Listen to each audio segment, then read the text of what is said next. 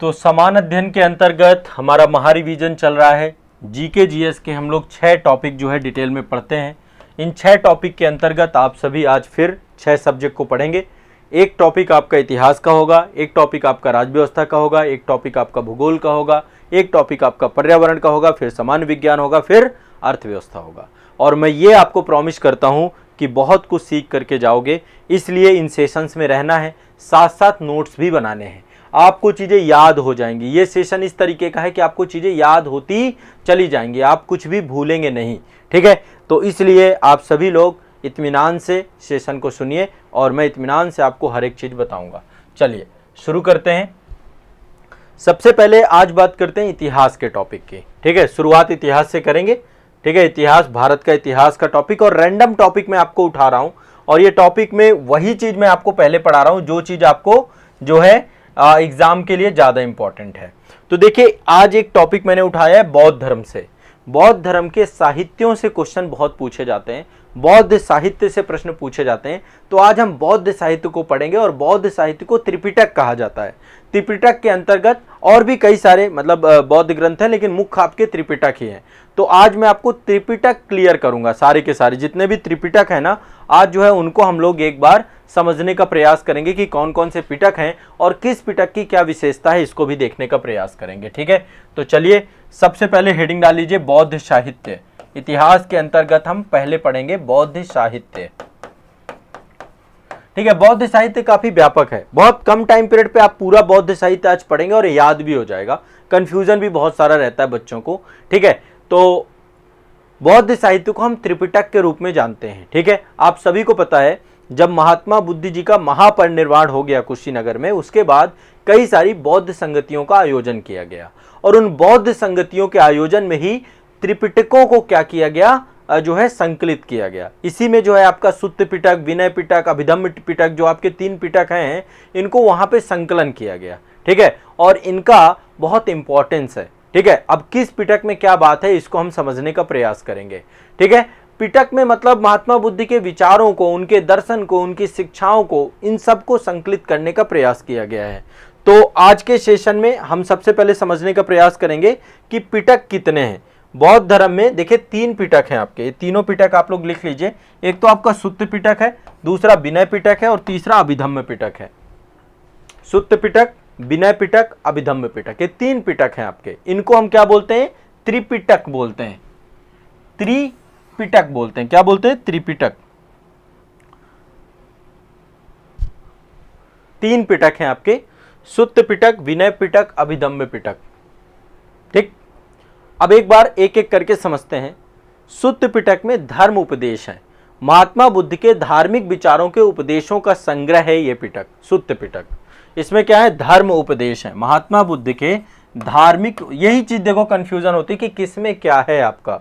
महात्मा बुद्ध के धार्मिक उपदेश हैं, धार्मिक उपदेश हैं, महात्मा बुद्ध के धार्मिक उपदेश किसमें है, सुत्त पिटक में, ठीक है।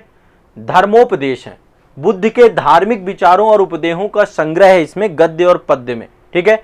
तो ये आपको ध्यान रखना है, ठीक है। सबसे ज्यादा श्रेष्ठ और सबसे ज्यादा बड़ा सुत्त पिटक को ही माना जाता है, ठीक है। और ये पिटक 5 निकायों में विभाजित किया गया है। इस पिटक में 5 निकाय हैं। आप एक चीज और देख लीजिएगा, इस पिटक को 5 निकायों में विभाजित किया गया है। दीर्घ निकाय, ठीक है, मध्यम निकाय, संयुक्त निकाय, अंग्युत्तर निकाय और खुद्दक निकाय। ध्यान से समझिएगा, ठीक है। सुत्त पिटक में क्या है, आपके धार्मिक उपदेश हैं, और सुत्त पिटक को 5 भागों में विभाजित किया गया है। दीर्घ निकाय, मध्यम निकाय, संयुक्त निकाय, अंग्युत्तर निकाय और खुद्दक निकाय। किसी को कोई दिक्कत, बहुत सिंपल सा मामला है, ठीक है। और ये गद्य और पद्य दोनों में है। सुत्त पिटक किसमें है, गद्य और पद्य दोनों में है, गद्य और पद्य दोनों में है। सबसे बड़ा है ये, तीनों त्रिपिटकों में सबसे बड़ा आपका सुत्त पिटक है, ठीक है। सबसे ज्यादा महत्व भी इसका है आपका सुत्त पिटक का, गद्य और पद्य दोनों में रचित है। बौद्ध धर्म के सिद्धांतों का यहाँ पे जो है समर्थन किया गया है, ठीक है। तो ये आपका ध्यान रखिएगा, सुत्त पिटक है, बहुत क्लियर है सभी को, इसमें ज्यादा टेंशन नहीं लेनी है। आगे चलते विनय पिटक। विनय पिटक में जो बौद्ध जो मठ थे, बौद्ध भिक्षु जहां पर रहते थे, उनके जीवन के अनुशासन के लिए नियम, कौन सा आचरण रहेगा? जो बौद्ध मठ होते थे, बौद्ध मठों के अनुशासन के नियम थे, अनुशासन के नियम। कहां पर थे नियम? विनय पिटक में। विनय पिटक नियमों का संग्रह है। बौद्ध संघ की क्या कार्य प्रणाली होगी, क्या व्यवस्था होगी, ठीक है, तो ये आप ध्यान रखिएगा। और यह पिटक भी 3 भागों में विभाजित था, इसमें भी 3 भाग आपके बनाए गए थे, ठीक है, तो उसकी बात नहीं करेंगे, बट आपको इतना ही ध्यान रखना है। बौद्ध मठ में अनुशासन के नियमों को विनय पिटक के अंतर्गत संकलित किया गया था। किसके अंतर्गत? विनय पिटक के अंतर्गत। 3 इसमें, एक तो पातिमोक्ष, मतलब एक प्रतिमोक्ष का कॉन्सेप्ट है इसमें, सुत्त विभंग का जो है इसमें कॉन्सेप्ट है, और इसी में आपका खंडक का कॉन्सेप्ट है, और इसी में परिवार का कॉन्सेप्ट है। ऐसे करके इसमें 4 कॉन्सेप्ट आपके विनय पिटक में दिखते हैं। इसके बाद तीसरा है आपका अभिधम्म पिटक। अभिधम्म पिटक महात्मा बुद्ध के उपदेशों और सिद्धांतों का क्या है? इसमें संग्रह है, उपदेशों और सिद्धांतों का संग्रह, यानी कि बौद्ध दर्शन की बात है इसमें, बौद्ध दर्शन की बात है। क्या है? बौद्ध दर्शन। तो एक तो ये याद कर लीजिएगा, अभिधम्म पिटक में क्या है? बौद्ध दर्शन है। तो ये क्लियर है, तीनों बस आपको कभी भी आते हैं मैच द फॉलोइंग, आप तुरंत इसको लगा देंगे। क्लियर है, स्पष्ट है, बहुत सिंपल सा माजरा है, बहुत ज्यादा इसमें नहीं सोचना है। मैं बस इतना ही बताऊंगा आपको। सुत्त पिटक गद्य और पद्य में है, 5 भागों में बटे हुए। विनय पिटक ये आपके धर्म उपदेश हैं, धार्मिक जो महात्मा बुद्ध के धार्मिक उपदेश हैं वहां पे है। विनय पिटक में आपको बौद्ध मठ के अनुशासन और के नियमों को रखा गया है। अभिधम्म पिटक में उपदेशों को रखा गया है, बौद्ध संघ के जो उपदेश थे उनको यहाँ पर संकलित करने का प्रयास किया गया। ठीक है, अब चलिए आते हैं अगले सब्जेक्ट में। अगला सब्जेक्ट है हमारा, ठीक है, अगला सब्जेक्ट है हमारा भारतीय राज्य व्यवस्था। अगला टॉपिक भारतीय राज्य व्यवस्था से लेकर के आएंगे। ठीक है, जैसा कि आपको पता है कि मैं अलग अलग कई सारे आर्टिकल्स आपके यहाँ पे लेके चल रहा हूँ और कई सारे आर्टिकल्स को आपको याद करा रहा हूँ। ठीक है, तो आज जो है संविधान के अनुच्छेद पढ़ रहे हैं हम लोग। इसमें हमारा टॉपिक जो है इसमें इंडियन कॉन्स्टिट्यूशन है, भारतीय संविधान के अनुच्छेद, भारत व उसका संविधान। हाँ, एनसीईआरटी वगैरह में आप ये सारे पॉइंट जो मैं बता रहा हूँ सब कुछ मिलेगा, याद हो जाएगा, है ना। प्रॉपर देखो, रिवीजन का मतलब यही है कि मैं आपको एक एक चीजों को फास्ट रिवाइज करा दूं जो एग्जाम के लिए जरूरी है, बस उतना ही। ठीक है, ज्यादा चक्कर में नहीं पढ़ना है, एग्जाम ओरिएंटेड पढ़ना है। एग्जाम के बाहर जाकर के हम नहीं पढ़ेंगे, हम एग्जाम के दृष्टिकोण को ही प्राथमिकता देंगे, यही हमारा अल्टीमेट गोल है। अब चलिए, संविधान के अनुच्छेदों के अंतर्गत आज मैं आपको कुछ आर्टिकल याद कराने वाला हूं। मैं यहाँ पे कुछ आर्टिकल लिख रहा हूं और मैं चाहता हूं कि आप लोग ये आर्टिकल्स के बारे में मुझे बताइएगा। एक तो आर्टिकल आपका 300A है, ठीक है, एक आर्टिकल है आपका 300A, एक तो ये याद कराऊंगा। एक है आपका 312, ठीक है, ये आप लोगों की तैयारी से जुड़ा हुआ। एक 315, एक 324, एक 326। क्लियर है? आज जो है इतने आर्टिकल याद करोगे आप लोग। अभी तक देखो बहुत आर्टिकल याद करा चुका हूं। देखो 300A पहले ये आपका संपत्ति का अधिकार से जुड़ा हुआ है। किससे जुड़ा हुआ? 300A संपत्ति से जुड़ा हुआ है। किससे जुड़ा हुआ? संपत्ति से। पहले क्या था, हमारे 7 मौलिक अधिकार हुआ करते थे। 7वां मौलिक अधिकार में से एक मौलिक अधिकार आपका संपत्ति का अधिकार हुआ करता था, लेकिन इस अधिकार के कारण से विधायिका को बहुत सारी समस्याएं देखनी पड़ी, है ना, और यहां तक कि कार्यपालिका और न्यायपालिका के बीच में काफी कॉन्फ्लिक्ट भी हुए। संपत्ति के अधिकार में इतने केस, इतने वाद चले गए संपत्ति के मुद्दे को लेकर कि फाइनली इसको 44वें संविधान संशोधन से इसको क्या किया गया, फंडामेंटल राइट, आर्टिकल 31 में हुआ करता था पहले ये संपत्ति का अधिकार, इसको रख दिया गया कहां पे? 300A में। और यहां पे एक बात लिख दी गई कि आपको आपकी संपत्ति को संपत्ति से विधि के प्राधिकार के बिना वंचित नहीं किया जा सकता। विधि के प्राधिकार के बिना मतलब कानून के, मतलब बिना कानून के आपको आपकी संपत्ति से वंचित नहीं किया जा सकता। ठीक है, तो कानून यदि बना हुआ है तो किसी भी व्यक्ति को उसके संपत्ति से वंचित किया जा सकता है कानून के तहत। तो ये आपका आर्टिकल 300 है। बाकायदा यदि राज्य आपकी संपत्ति लेगा तो आपको उसका मुआवजा भी देगा, जो उस समय तत्कालीन रेट होंगे, सर्किल रेट होंगे, उसमें आपको मुआवजा भी मिलेगा उसका। आर्टिकल 312 मेरे ख्याल से आप लोग सभी जानते होंगे, सभी जानते हैं ना। हाँ, देखो आप लोग बहुत सारे लोग जानते हैं। अखिल भारतीय सेवाओं का कॉन्सेप्ट है यहाँ पे, अखिल भारतीय सेवाओं का।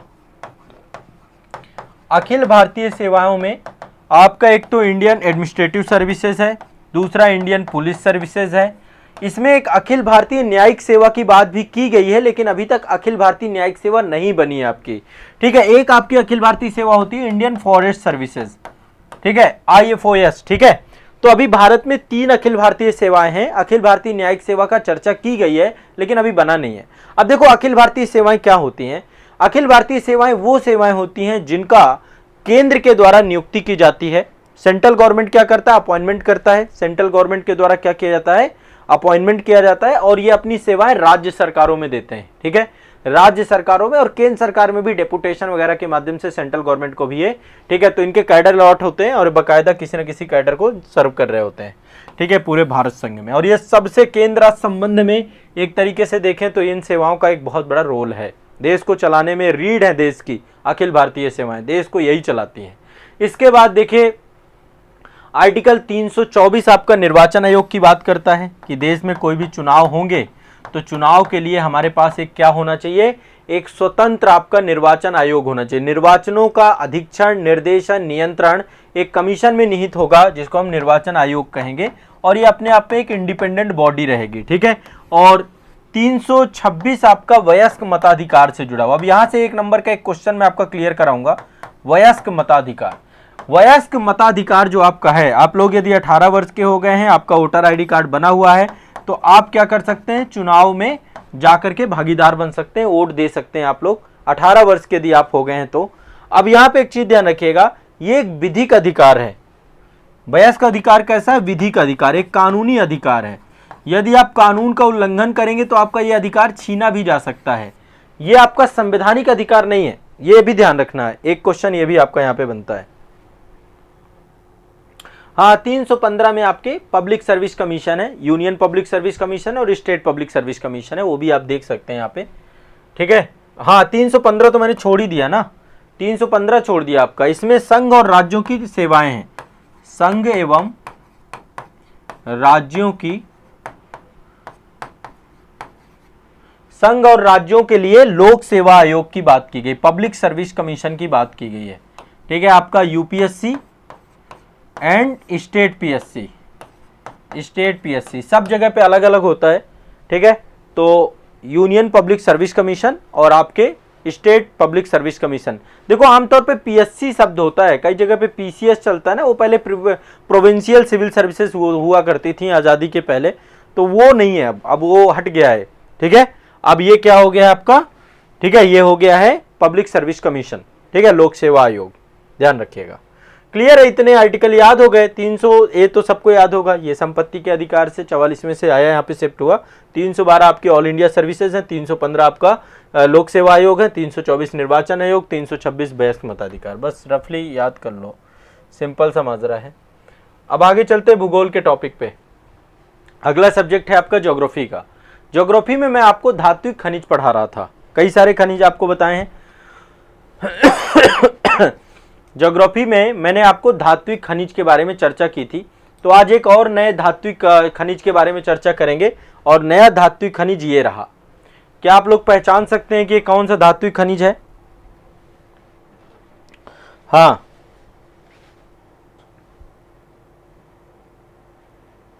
क्या आप ये पहचान सकते हैं कौन सा धात्विक खनिज है? भाई आप लोग थोड़ा सा एक बार लाइक कर दो सेशन को। देखो आप लोग ये गलती करते हैं, लाइक मतलब अटेंडेंस लगाना है। जो भी बच्चा आएगा आपको अपनी अटेंडेंस लाइक के माध्यम से लगाना है। जितने लोग यहाँ पे लाइव हैं उतने लाइक दिखने चाहिए, है ना। ये तो छोटा सा काम है, आपको क्लिक ही तो करना है फ़ोन में, ये काम करना ही करना है आपको हर हालत में। सेशन में आना है, लाइक जरूर करना है, ये बार बार नहीं कहना पाए। ये बेटा कॉपर नहीं है, कॉपर पढ़ा दिया मैंने, तांबा पढ़ाया नहीं आपको पहले। ये आपका टिन है, आप नहीं पहचान पाओगे क्योंकि एटलीस्ट ये एक अयस्क है आपका। टिन का एक अयस्क होता है जिसका नाम है कैल्सीस्टेराइट, ठीक है। इसका एक अयस्क होता है कैल्सीस्टेराइट, कैल्सीस्टेराइट। ये आपका टिन का एक क्या है आपका, ठीक है। और इसे कैल्सीस्टेराइट भी बोलते हैं, कैल्सीस्टेराइट, माफ करिएगा यहाँ पे कैल्सी नहीं है, कैल्सीस्टेराइट है, कैल्सीस्टेराइट, कैल्सीस्टेराइट है, ठीक है। और ये आपका टिन का अयस्क है। किसका अयस्क है? टिन का अयस्क है, टिन का अयस्क। ठीक है, कैल्सीस्टेराइट। क्लियर है सभी को? टिन के नाम से जाना जाता है। भारत में टिन के भंडार बहुत सीमित मात्रा में पाए जाते हैं। भारत में टिन का उत्पादन करने वाला एकमात्र राज्य कौन सा है? छत्तीसगढ़। भारत में टिन का उत्पादन करने वाला एकमात्र राज्य कौन सा है? छत्तीसगढ़। टिन पाया जाता है छत्तीसगढ़ में। यहां पे उत्पादन भी है और यहां पे भंडारण भी है। भंडारण और उत्पादन दोनों दृष्टिकोणों से छत्तीसगढ़ एकमात्र राज्य है। भंडारण, ठीक है, उत्पादन और भंडारण दोनों ही दृष्टिकोणों से आपका छत्तीसगढ़ एकमात्र राज्य है। ध्यान रखिएगा, टिन का सर्वाधिक जितनी भी कंपनियां हैं टिन से जुड़ी हुई सारी की सारी छत्तीसगढ़ में पाई जाती हैं। टिन से चादरें बनाई जाती हैं बहुत सारे, है ना, बहुत सारी चादरें बनाई जाती हैं और टिन को मिश्र धातु के तौर पे भी प्रयोग किया जाता है। आपको पता है? ठीक है, क्लियर है सभी को?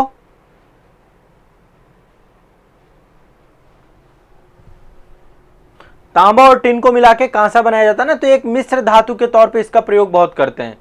तो किस राज्य में सबसे ज्यादा टिन पाया जाता है? छत्तीसगढ़ राज्य में। बस ध्यान रखिए, एकमात्र टिन उत्पादक राज्य है। ठीक है, इसका जो अयस्क है कैल्सीस्टेराइट है, ये ध्यान रखना है। क्लियर है? स्पष्ट है? इंडियन मिनरल बुक 2020 के डेटा के हिसाब से छत्तीसगढ़ ही टिन का भंडारण और उत्पादक दोनों में नंबर 1 में है। ये भी टिन ही है आपका। तो टिन की चादरें बनती हैं टिन से, ये भी टिन ही है, ये टिन है आपका पूरा। ठीक है, अब नेक्स्ट चलते हैं अगले सब्जेक्ट में। अगला सब्जेक्ट है पर्यावरण और पारिस्थितिकी से।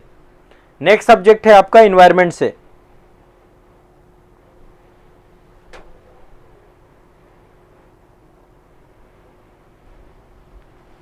चलिए, पर्यावरण पारिस्थितिकी से अभी देखिए हम जैव विविधता के बारे में डिस्कशन कर रहे थे। हमारे सेशन में जैव विविधता को लेकर चर्चा चल रही थी। तो आज के सेशन में एक डिस्कशन करेंगे जैव विविधता संरक्षण को लेकर के, कि जैव विविधता का संरक्षण कैसे किया जाता है। कल के सेशन में मैंने आपको बताया था कि जैव विविधता का ह्रास कैसे होता है। ठीक है, आज के सेशन में समझने का प्रयास करेंगे कि जैव विविधता का संरक्षण कैसे होता है। जैव विविधता का संरक्षण कैसे होता है, जैव विविधता संरक्षण, इसको समझने का प्रयास करेंगे। क्या करेंगे? जैव विविधता संरक्षण को समझने का प्रयास करेंगे। देखिए, आप एक चीज ध्यान रखिए, जैव विविधता का संरक्षण दो तरीके से किया जाता है। ठीक है, दो तरीके से किया जाता है। हिंदी में इसको बोलते हैं स्वस्थानीय संरक्षण। स्वस्थानीय, आप समझ रहे हैं ना, जैव विविधता का मतलब क्या है? जो पादप हैं, जीव जंतु हैं, है ना। तो एक है आपका स्वस्थानीय संरक्षण। इंग्लिश में इसी के लिए शब्द यूज किया जाता है इन सिटू। इन सिटू, ये आप सभी जानते हैं। दूसरा होता है बाह्य स्थानीय संरक्षण। बाह्य स्थानीय संरक्षण, स्वस्थानीय, इसी को बोलते हैं एक सिट्यू। इसको क्या बोलते हैं? एक सिट्यू। तो इन सिट्यू कंजर्वेशन या एक सिट्यू कंजर्वेशन है, दो प्रकार के कंजर्वेशन होते हैं। ठीक है, इन सिट्यू कंजर्वेशन होता है या तो एक्स सिट्यू कंजर्वेशन होता है। इन सिट्यू कंजर्वेशन क्या है? जिस जगह पर कोई भी वृक्ष पाए जा रहे हैं, उनका प्राकृतिक आवास क्षेत्र है, कोई भी जीव जंतु पाए जा रहे हैं, उनका प्राकृतिक आवास क्षेत्र है, जहां पे फॉरेस्ट एरिया है, जहां पे उस प्राकृतिक स्तर पर वो पाए जाते हैं, वहीं पर यदि उनको संरक्षित कर दिया जाए।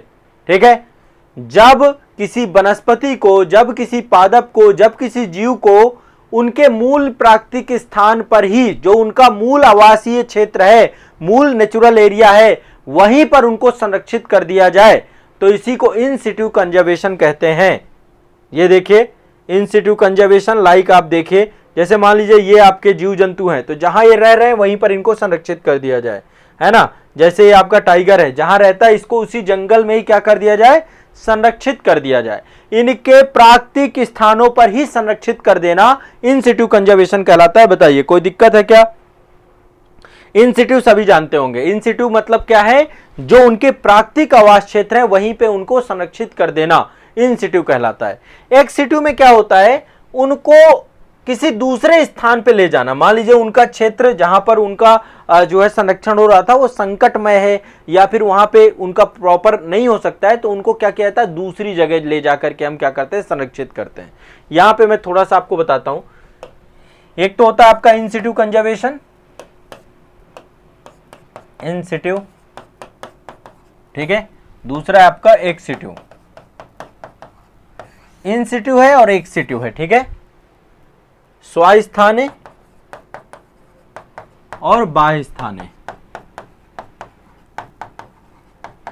स्वास्थाने के अंतर्गत क्या क्या आएगा आपका, स्वास्थाने के अंतर्गत आपके राष्ट्रीय उद्यान आते हैं, नेशनल पार्क आते हैं। जितने भी राष्ट्रीय उद्यान है, नेशनल पार्क है ना बहुत सारे, राष्ट्रीय उद्यान 105 से ज्यादा राष्ट्रीय उद्यान है। वन्य जीव अभयारण्य है आपके, वन्य जीव अभयारण्य है, 550 से ज्यादा वन्य जीव अभयारण्य है, अभयारण्य, ठीक है। यहां पर बहुत सारे नियम कानून बना दिए गए हैं। यहां पे कोई जा नहीं सकता है, केवल जीव जंतु ही रहेंगे। यहां पे किसी भी प्रकार से आप कोई भी औद्योगिक और आर्थिक गतिविधि नहीं कर सकते हैं, ठीक है। इसके अलावा जैव मंडल आरक्षित क्षेत्र बनाए गए हैं, ये सब मैं अलग से पढ़ाऊंगा। जैव मंडल आरक्षित क्षेत्र बनाए गए हैं, ये सब आपके इन सिटू कंजर्वेशन के अंतर्गत हैं, ठीक है। पवित्र झीलें बनाई गई हैं, पवित्र झील, उपवन बनाए गए हैं, उपवन बनाए गए हैं।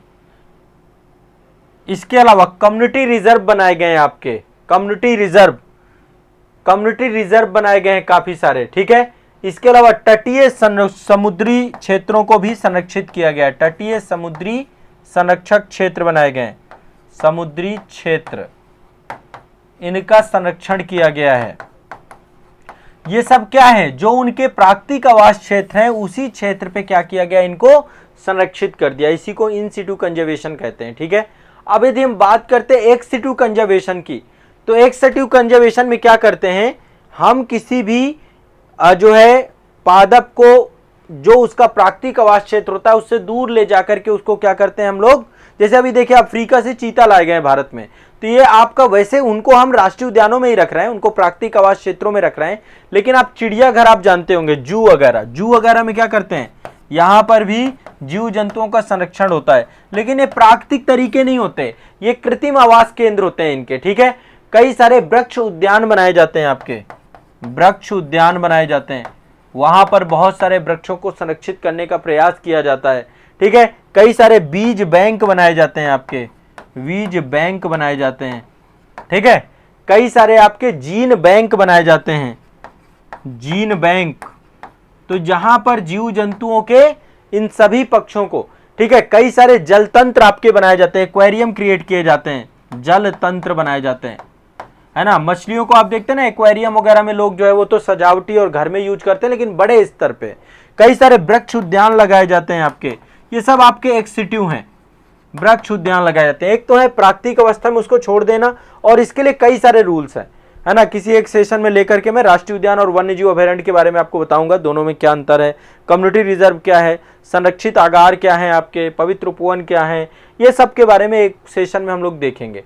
तो इन्वायरमेंट, पर्यावरण के संरक्षण को दो प्रकार से किया जाता है, एक तो स्वास्थानीय संरक्षण और एक पारिस्थानिक संरक्षण। बताइए कोई दिक्कत, इतना समझ में आया आपको। स्वास्थानीय संरक्षण, तो देखिए कितने सारे नेशनल पार्क बना डाले हमने, पूरे भारत भर में नेशनल पार्क, वन्य जीव अभयारण्य, जैव मंडल संरक्षित क्षेत्र, बायोस्फीयर रीजन सब बनाए हमने, है ना। यूपी में तो देखो एक नेशनल पार्क है आपका दुधुआ नेशनल पार्क, वो सब मैं एक बार अलग से लिस्ट पढ़ाऊंगा। और बिहार में आपका वाल्मीकि है ना। कई सारे अभयारण्य तो है ही हैं आपके, आर्द्रभूमि क्षेत्र बहुत सारे रहते हैं।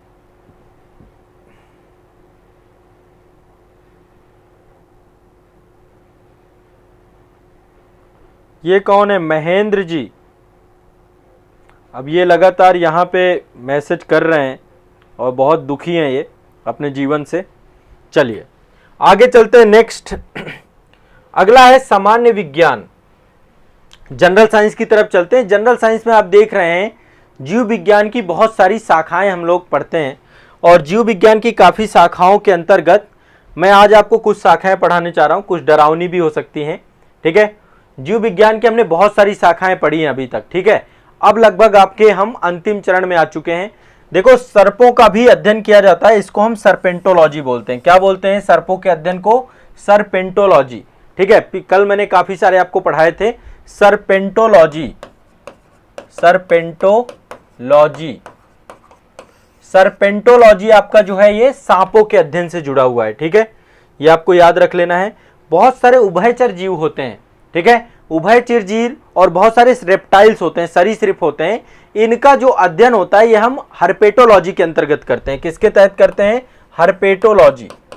हर्पेटोलॉजी के अंतर्गत हम करते हैं। उभयचर जीवों का, रेप्टाइल्स का, इन सब का अध्ययन जो है हर्पेटोलॉजी के अंतर्गत करते हैं।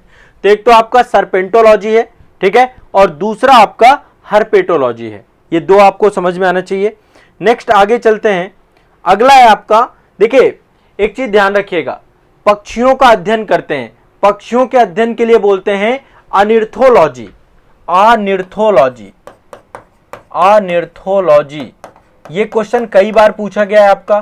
ठीक है, अनिर्थोलॉजी आपका पक्षियों का अध्ययन है ना। जब हम पक्षियों के अध्ययन की बात करते हैं तो इसके लिए टर्म्स यूज किया जाता है अनिर्थोलॉजी। क्या किया जाता है? अनिर्थोलॉजी। नेक्स्ट आगे चलते हैं।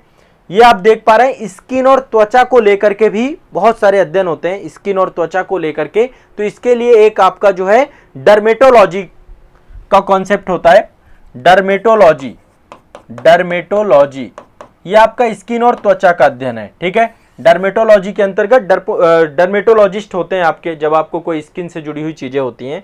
इसके बाद नेक्स्ट है आपका, देखिए जो पोषण से जुड़ी हुई चीजें होती हैं आपके, है ना, कि कितना पोषण आपको लेना चाहिए, पोषण को लेकर सही तरीका क्या है।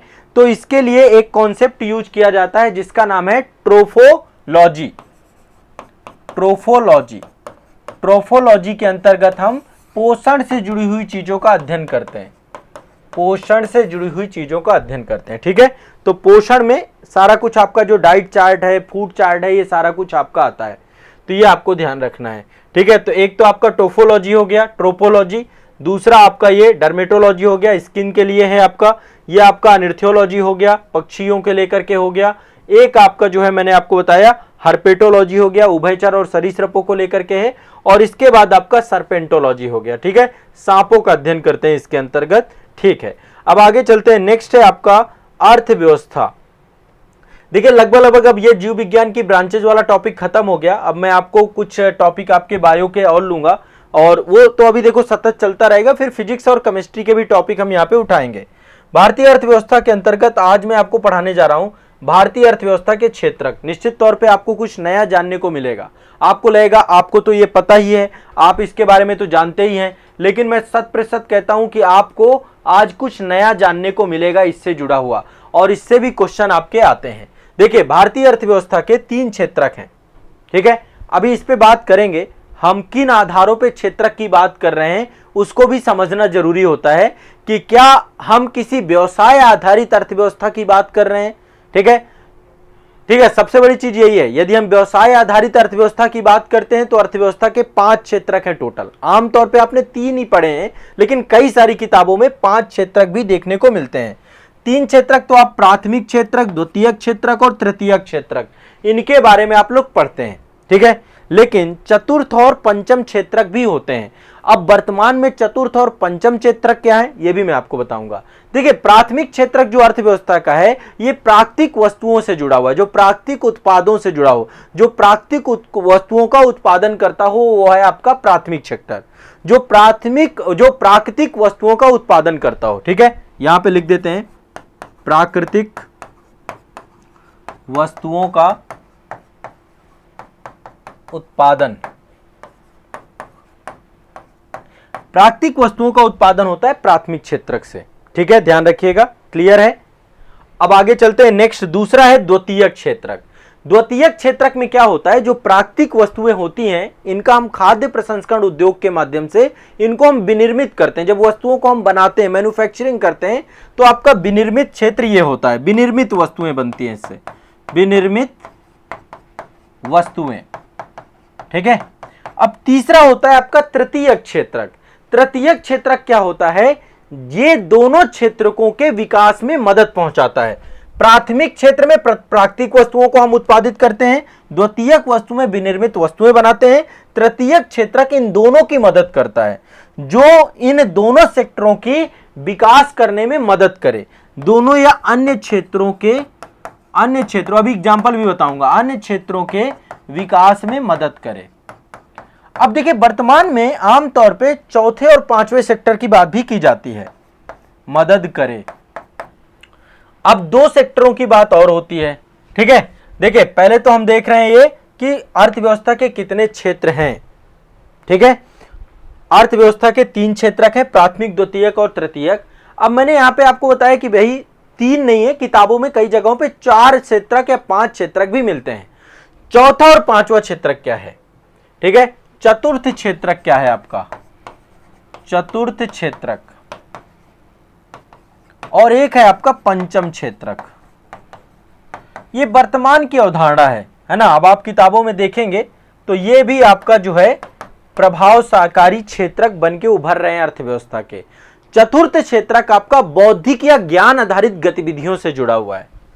चतुर्थ क्षेत्रक किससे जुड़ा हुआ है, बौद्धिक या ज्ञान आधारित गतिविधियों से जुड़ा हुआ है। वैसे इसको सर्विस सेक्टर के अंतर्गत ले सकते थे, लेकिन अब एक अलग डिफिनीशन इसकी बनती जा रही है, ज्ञान आधारित गतिविधियां, बौद्धिक या ज्ञान आधारित गतिविधियां। चतुर्थ क्षेत्रक में बौद्धिक या ज्ञान आधारित, ठीक है, गतिविधियां। क्लियर है, स्पष्ट है। और जो पांचवा क्षेत्रक है आपका, पांचवा क्षेत्रक में सभी गतिविधियों में सरकार और जो उद्योग क्षेत्र है उन सभी में जो उच्च स्तरीय निर्णय लेना, जो निर्णयन, ये डिसीजन मेकिंग क्षेत्रक है, निर्णयन क्षेत्रक, निर्णयन क्षेत्रक, पॉलिसी मेकिंग या डिसीजन मेकिंग, इन सभी को जोड़ करके इसके तहत देख सकते हैं। तो देखिए टोटल अर्थव्यवस्था के आमतौर पे हम 3 क्षेत्रक पढ़ते हैं, लेकिन किताबों में कहीं पर भी आपको 5 क्षेत्रक मिले तो आप परेशान मत होइएगा। पहला क्षेत्रक प्राकृतिक वस्तुओं से जुड़ा हुआ है, ठीक है। किससे जुड़ा हुआ है, प्राकृतिक वस्तुओं से, ठीक है। सभी लोग इत्मीनान से यहाँ पे देखिए, क्लास पे ध्यान दीजिए, बाकी चीजें रहने दीजिए। आप लोग कमेंट सेक्शन के लिए नहीं है, आप क्लास पे ध्यान दीजिए, बाकी चीजें चलती रहती हैं, वो अलग विषय है। देखिए प्राथमिक क्षेत्रक में क्या है, प्राकृतिक वस्तुओं का उत्पादन होता है, ठीक है। जैसे कि यह क्षेत्र कच्चे माल और प्राकृतिक संसाधनों से संबंधित है, ठीक है। कच्चा माल किसके लिए, द्वितीयक क्षेत्रक के लिए। इसमें शामिल गतिविधियां देख लीजिए, प्राकृतिक क्षेत्रों में कौन कौन सी गतिविधियां शामिल हैं। पहली गतिविधि है कृषि, कृषि, ठीक है। पहली गतिविधि क्या है, कृषि। दूसरी गतिविधि क्या है, वानिकी, वानिकी। दूसरी गतिविधि आपकी है, पहली गतिविधि कृषि, दूसरी गतिविधि वानिकी। तीसरी गतिविधि आपकी क्या है, इसमें आपका इसमें मत्स्य पालन और पशुपालन भी जुड़ा हुआ है। मत्स्य पालन, मत्स्य पालन और पशुपालन, मत्स्य पालन, और चौथा है पशुपालन, पशुपालन। ये सारा कुछ आपका जुड़ा हुआ है प्राइमरी सेक्टर से, ध्यान रखिएगा, स्पष्ट है, कोई इसमें दिक्कत नहीं है, ठीक है। प्राथमिक सेक्टर से एग्रीकल्चर है, पशुपालन है, मत्स्य पालन है, और खनिज उत्पाद जो माइनिंग वगैरह करते हैं उसको भी हम इसके अंतर्गत रखते हैं, ठीक है। लेकिन अब दूसरा सेक्टर है, ये देखिए एग्जाम्पल मैं इसलिए दे रहा हूं क्योंकि इनसे ही क्वेश्चन आते हैं, कई बार आप गड़बड़ करके चले आते हैं। दूसरे सेक्टर में जाते हैं, सेकंड सेक्टर के अंतर्गत क्या क्या आपका आएगा, ठीक है। दूसरे सेक्टर के अंतर्गत पहले तो आपकी विनिर्माण गतिविधियां आएंगी, विनिर्माण, मैन्युफैक्चरिंग कर रहे हैं हम, विनिर्माण गतिविधियां, विनिर्माण गतिविधियां, विनिर्माण गतिविधियां, ठीक है। पहले तो ये आती हैं, जैसे हम किसी भी चीज से, मतलब प्राथमिक क्षेत्र से कोई भी सह उत्पाद बनाते हैं तो विनिर्माण।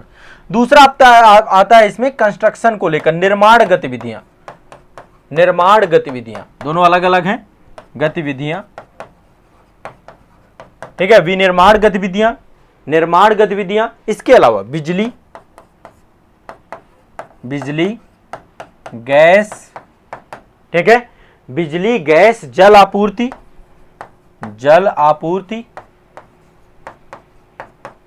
बिजली, गैस, जल आपूर्ति और भी जितनी भी आपकी मैन्युफैक्चरिंग सेक्टर से जुड़ी हुई चीजें होती हैं वो सारी इसी में आ जाते हैं। इसी को हम सेकेंडरी क्षेत्र भी कहते हैं, इसी को हम माध्यमिक क्षेत्र भी कहते हैं। ठीक है, ये खाद्य प्रसंस्करण सब कुछ इसी के अंतर्गत आता है। ठीक है, तीसरा जो सेक्टर है आपका, तृतीयक सेक्टर जो है आपका अर्थव्यवस्था का, ये बहुत इंपॉर्टेंट है क्योंकि ये जो है आपका प्राथमिक और द्वितीयक दोनों सेक्टर्स को क्या करता है, ये बल प्रदान करता है। ठीक है, ये सेवा क्षेत्र के नाम से भी हम इसको जानते हैं। तृतीयक क्षेत्र आपका क्या है, सेवा क्षेत्र, सर्विस सेक्टर के नाम से भी जानते हैं। ठीक है, अब सेवा क्षेत्र के अंतर्गत कई सारी आपकी गतिविधियां आती हैं, जैसे कि आईटी इंडस्ट्री, आपकी सूचना प्रौद्योगिकी से जुड़ी हुई जितनी भी सेवाएं होती हैं, आपकी आईटी सर्विसेज जितनी होती हैं, आईटी सेवाएं इसी के अंतर्गत आती हैं। ठीक है, आईटी सेवाओं के अलावा परिवहन इसी में आता है, परिवहन, परिवहन के अलावा पर्यटन, पर्यटन इसी में आता है। ठीक है, इसी में आपका संचार आता है, इसी में आपका बैंकिंग आता है, इसी में आपका भंडारण आता है, इसी में संचार आता है आपका, इसी में आपका बैंकिंग आता है, बैंकिंग आता है, इसी में आपका भंडारण आता है। जो सेवाएं प्रदान करें किसी भी प्रकार की, वो आपका किसके अंतर्गत आ जाएगा, सर्विस सेक्टर के अंतर्गत। तो प्राथमिक सेक्टर में क्या क्या है, ठीक है, क्लियर है, स्पष्ट है सभी को। प्राथमिक सेक्टर में एग्रीकल्चर से जुड़ी हुई गतिविधियां, वानिकी से जुड़ी हुई गतिविधियां, मत्स्य पालन, पशुपालन, ये सारी गतिविधियां आती हैं। द्वितीयक सेक्टर में आपका विनिर्माण, मैन्युफैक्चरिंग सेक्टर, कंस्ट्रक्शन को लेकर के निर्माण गतिविधियां, बिजली, गैस, जल आपूर्ति और अन्य उपयोगी सेवाएं सारी की सारी आती हैं। और तृतीयक क्षेत्र जो आपका होता है, टर्सरी सेक्टर को हम सर्विस सेक्टर कहते हैं, जिसमें आईटी सेवाएं, परिवहन, पर्यटन, संचार, बैंकिंग और भंडारण, ये सारी आपकी यहां पर आती हैं। ठीक है, ये इसके तहत हम इसको जोड़ते हैं, तो इसको हम टर्सरी सेक्टर बोलते हैं। चतुर्थ क्षेत्र को मैंने आपको क्या बोला था, चतुर्थ क्षेत्र में बौद्धिक या ज्ञान आधारित गतिविधि आती है, जैसे कि परामर्श देना किसी को, है ना, परामर्श देना, अनुसंधान विकास कार्य करना, ये सब आपका इसी के अंतर्गत रख दिया गया है, चतुर्थ सेक्टर के अंतर्गत। ठीक है, वैसे ऐसा कोई देखिए प्रॉपर नहीं है, लेकिन किताबों में आपको मिलेगा, तो इसलिए मैंने आपको अलग से बता दिया है। चतुर्थ क्षेत्र किससे जुड़ा हुआ है, ज्ञान आधारित, रिसर्च से जुड़ा हुआ है ना। बहुत सारे R&D होते हैं आपके, बहुत सारे परामर्श से जुड़ी हुई आपकी जो है सर्विसेज होती हैं, उन सबको इसके अंतर्गत रखा है। और पांचवा क्षेत्र का आपका किससे जुड़ा हुआ है, उच्च स्तरीय जो निर्णयन प्रणाली है, डिसीजन मेकिंग प्रणाली है, जिसमें गवर्नमेंट भी आती है और जो प्राइवेट और कारपोरेट प्रशासन आता है वो भी इसके अंतर्गत आता है। तो ये टोटल इकोनॉमी के 5 सेक्टर जो है आपके देखे जा सकते हैं। स्पष्ट है सभी को, कोई दिक्कत नहीं है। देखो, स्वामित्व के आधार पे सार्वजनिक, निजी, वो हम बाद में देखेंगे, और इसमें पीपीपी भी होता है, वो हम बाद में किसी एक सेक्शन से मैं आपको बता दूंगा। ठीक है, और संचालन में संगठित और असंगठित क्षेत्र होते हैं। मैंने सिर्फ आपको केवल क्षेत्रक ही बताया, प्राथमिक, द्वितीयक, तृतीयक और चतुर्थ और पंचम क्षेत्रक को लेकर हमारी डिस्कशन हुआ है। कोई दिक्कत, क्लियर है, स्पष्ट है सभी को, आसान है। तो देखो, अर्थव्यवस्था के अंतर्गत अर्थव्यवस्था के क्षेत्रक मैंने आपके कवर कराए। ठीक है, विज्ञान में अभी हमारा चल रहा था कि जो है जो जीव विज्ञान को लेकर के कई सारी ब्रांचेस हैं, उनको लेकर पढ़ रहे थे। ट्रोफोलॉजी के अंतर्गत पोषण है आपका, ठीक है, डर्मेटोलॉजी के अंतर्गत स्किन और त्वचा को लेकर के है आपका, ठीक है, और ये आपका पंक्षियों को लेकर के है।